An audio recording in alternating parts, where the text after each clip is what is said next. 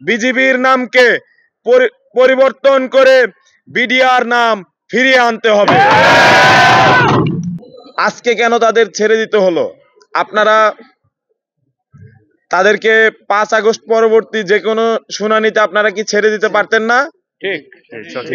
আপনারা এত টালবাহানা কেন করলেন?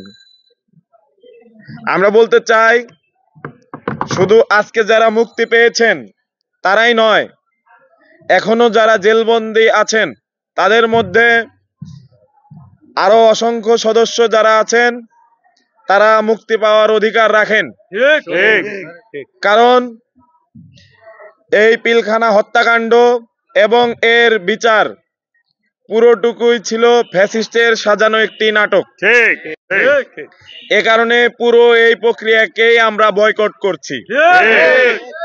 আমরা চাই নতুন যে কমিশন গঠিত হয়েছে সেই কমিশন স্বাধীনভাবে কাজ করবে এবং যে তদন্ত রিপোর্ট পেশ করবে তারই প্রেক্ষিতে নতুনভাবে বিচার প্রক্রিয়া সম্পাদিত হবে এবং তার ফলে যারা অপরাধী প্রমাণিত হবে তাদের শাস্তি বিধান করা হবে। এবং একই সাথে যাদের উপরে রাষ্ট্রীয় জুলুম করা হয়েছে, রাষ্ট্র নিজ দায়িত্বে তাদের হারানো সম্মান ফিরিয়ে দেবে।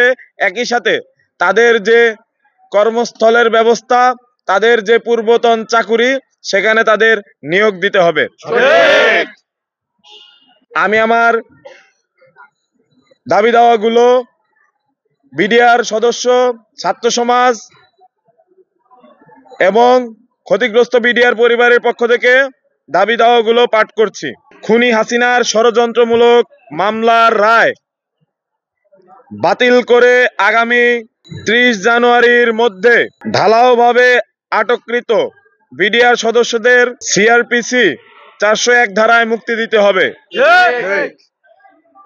প্রয়োজনে সংবিধানের 49 নং অনুচ্ছেদ প্রয়োগ করে, অর্থাৎ রাষ্ট্রপতির হস্তক্ষেপ প্রয়োগ করে এই রায় স্থগিত করতে হবে।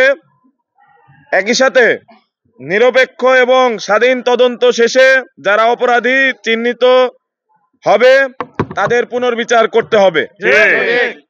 2, গঠিত কমিশন স্বাধীন ও নিরপেক্ষভাবে কাজ করার জন্য প্রজ্ঞাপনে উল্লেখিত ব্যতীত শব্দ এবং কার্যপরিধি 2 এর 1 নং ধারা বাদ দিতে হবে, কেননা তা কমিশনের স্বাধীনতার পরিপন্থী।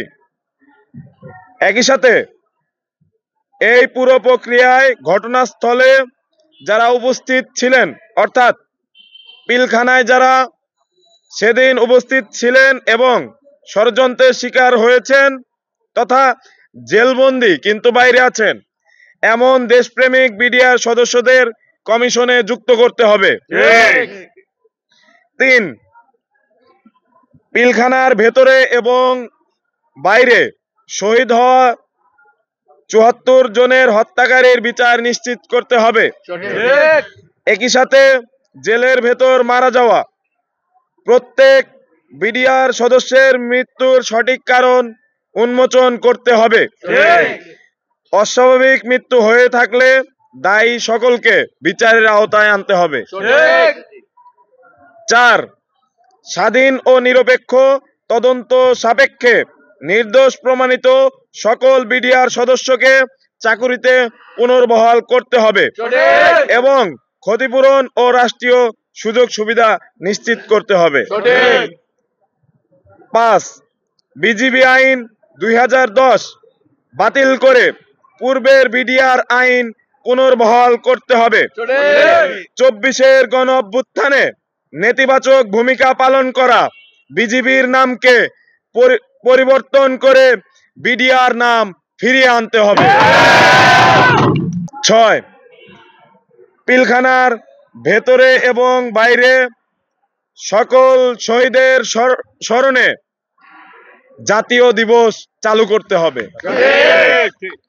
আমাদের এই 6টি দাবি আমরা বাংলাদেশ রাষ্ট্রের কাছে রেখে যাচ্ছি, যদি 30 জানুয়ারির মধ্যে বাংলাদেশ সরকার আমাদের এই যৌক্তিক দাবিগুলো না মেনে নেয়, তাহলে আমাদের রাজপথে আবারও দেখা হবে।